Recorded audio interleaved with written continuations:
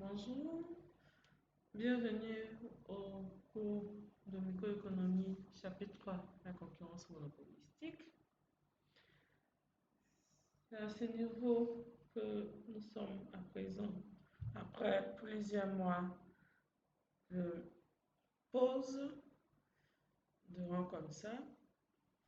Et j'espère que vous n'avez pas oublié les rudiments que nous avions vus dans les séances précédentes, et que la petite révision que nous avons faite tout à l'heure vous a permis de vous remémorer un peu les différents éléments nécessaires à la compréhension de ce cours. Ici, il s'agit d'analyser les marchés qui se situent entre la structure de concurrence parfaite et la structure de monopole. Donc, la structure intermédiaire de marché qui se situe entre ces structures extrêmes de marché. Donc, premièrement, il s'agit pour nous d'abord, d'entrée de jeu, de dire que les structures de marché à concurrence monopolistique existent tout simplement parce qu'il y a deux hypothèses fondamentales qui seront ici levées. Il s'agit de l'hypothèse de l'homogénéité du produit. En concurrence parfaite, les produits sont supposés homogènes. Donc, il n'y a pas de différence substantielle entre les produits élaborés par une entreprise X ou le produit élaboré par une entreprise Y. Toutes les entreprises, toutes les firmes sur le marché produisent les mêmes biens qui ont les mêmes caractéristiques. Cependant, dans la réalité, nous avons plusieurs gammes de produits, plusieurs gammes, par exemple, d'automobiles, plusieurs gammes de céréales, de petits déjeuners, plusieurs gammes de stylos. Nous avons il en existe plusieurs gammes comme ça de produits que nous utilisons au quotidien. Et ça ne permet pas d'avoir une concurrence pure et parfaite. Le deuxième élément, c'est au niveau de la présence des acteurs sur le marché, donc au niveau de la fluidité sur le marché. Dans la réalité, l'on ne peut pas entrer ou sortir d'un marché comme on le veut, quand on le veut. Il y a des réglementations précises qui définissent l'entrée sur un marché ou qui définissent la sortie d'un marché ou d'une branche. Donc, déjà, ces deux hypothèses-là permettent à ce la concurrence soit parfaite, que le marché idéal que les économies sont théorisées ne soit pas effectif dans la réalité. Donc, dans la réalité, nous avons des structures qui s'approchent de la concurrence parfaite, mais qui sont des concurrences monopolistiques. Premièrement, qu'est-ce que c'est qu'une concurrence monopolistique? La concurrence monopolistique, c'est une forme d'organisation des marchés où un grand nombre d'entreprises vont vendre des produits qui se ressemblent beaucoup, mais qui en réalité sont différents. Et ces biens qui sont similaires ou étroitement substituables les uns les autres vont se vendre parfois sur le même marché, parfois sur des marchés différents. Et cela est possible grâce à la différenciation du produit.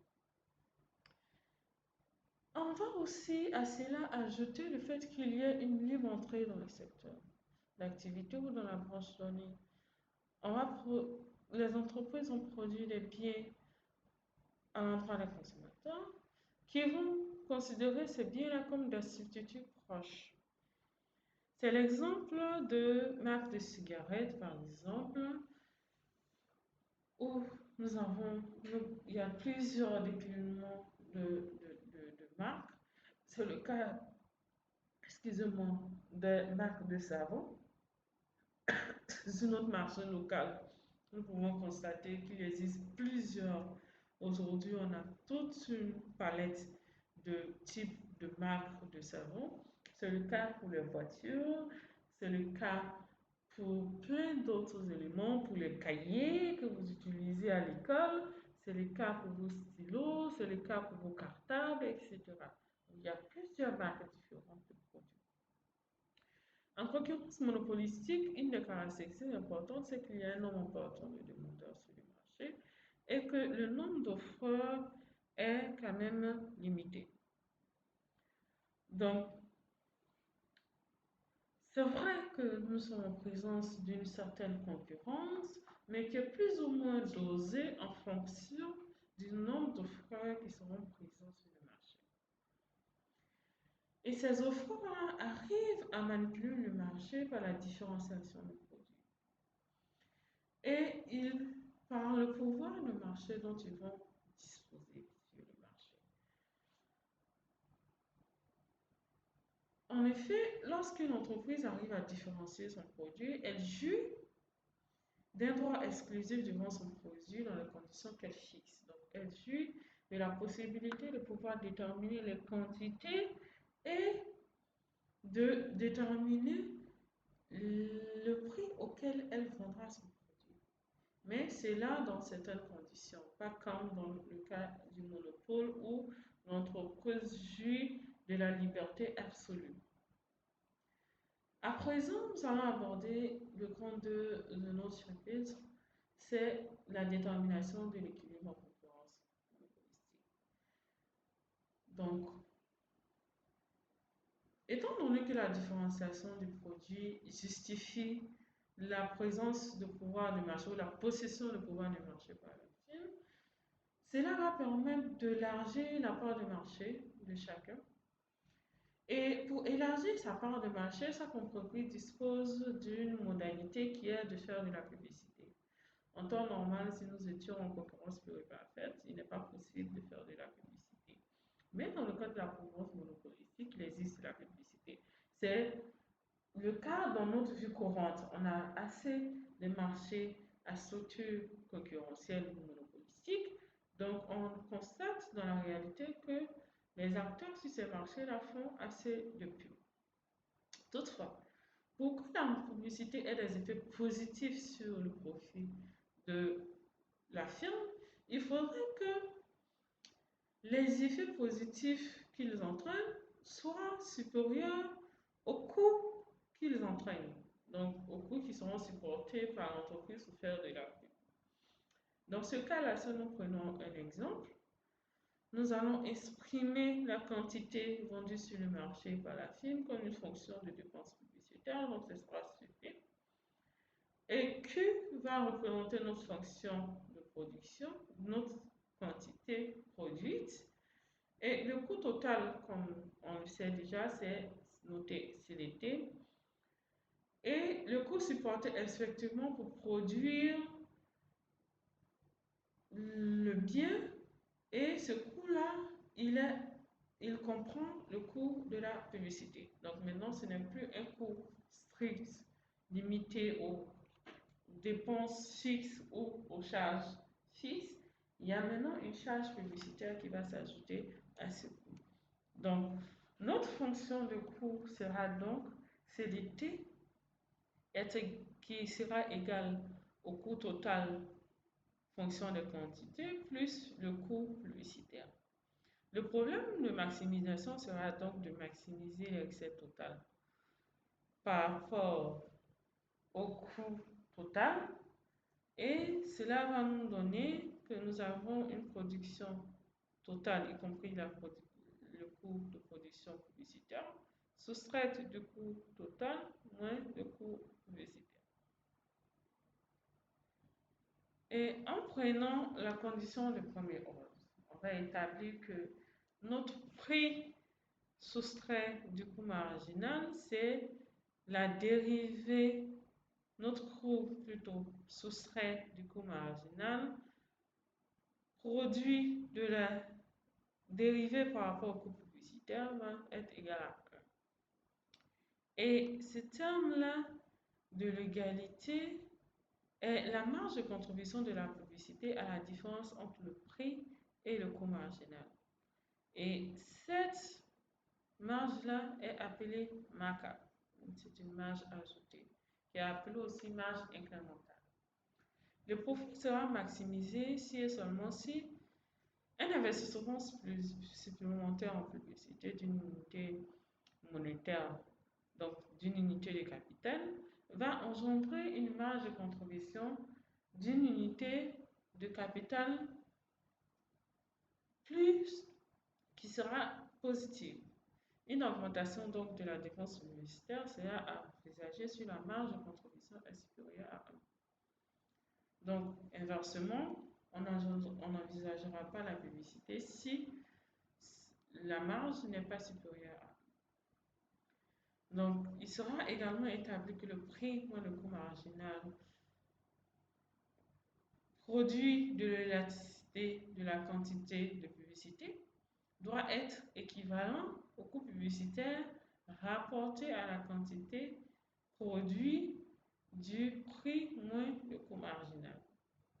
Donc, le profit dans ce cas-là est maximisé lorsque la dépense publicitaire sur les ventes est égale à la marge incrémentale multipliée par l'élasticité des ventes rapportées à la publicité.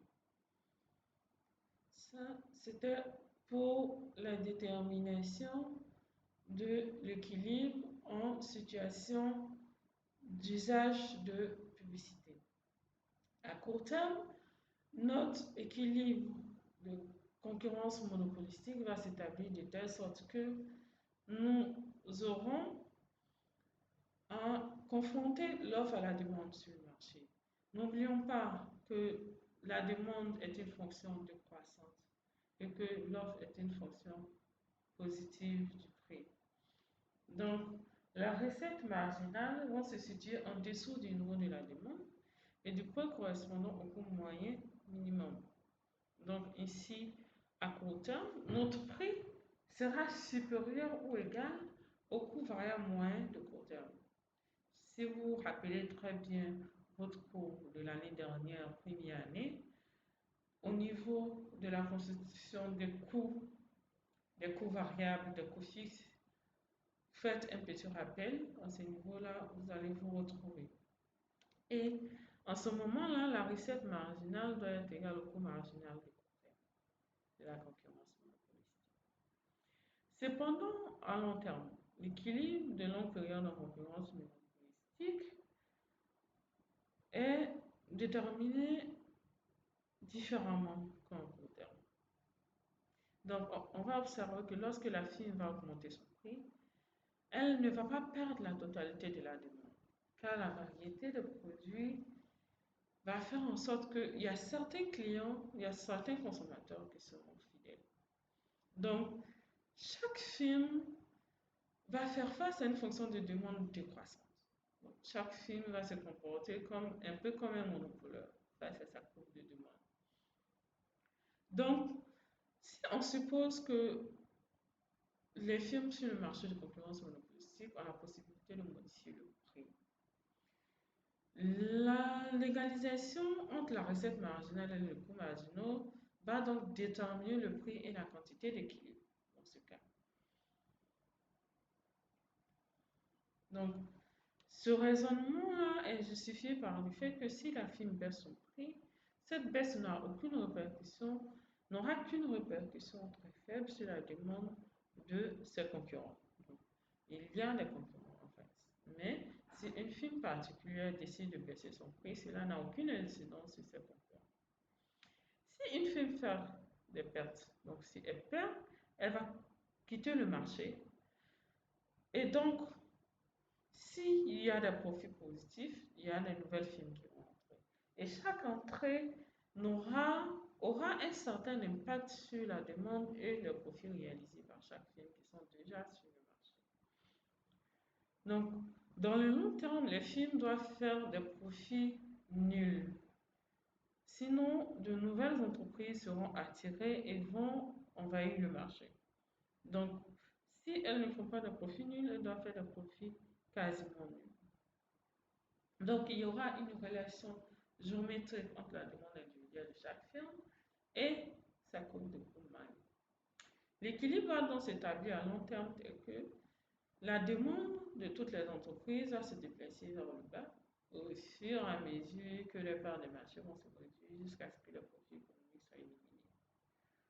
Donc, à long terme, l'équilibre est défini tel que la recette marginale de long terme est égale au coût marginal de long terme qui est égal au coût marginal de long terme. partie de la demande se situait au-dessus du coût moyen. Les firmes pourraient faire des profits positifs et cela provoquerait de nouvelles entrées. Cependant, le seul équilibre possible ne peut s'effectuer au niveau du coût moyen, contrairement à la situation de CPP. Donc, la production d'équilibre est plus faible à l'échelle et donc l'industrie ne minimise pas ses coûts. Donc, on a un équilibre où les capacités de production sont excellentes. Cela est souvent vu comme une preuve d'inefficacité de la concurrence monopolistique. Cependant, il est difficile de conclure quand on tient compte du fait que cette inefficacité-là, en termes de chaîne de production, permet à l'industrie de fournir un grand nombre de variétés et donc d'améliorer le service des consommateurs.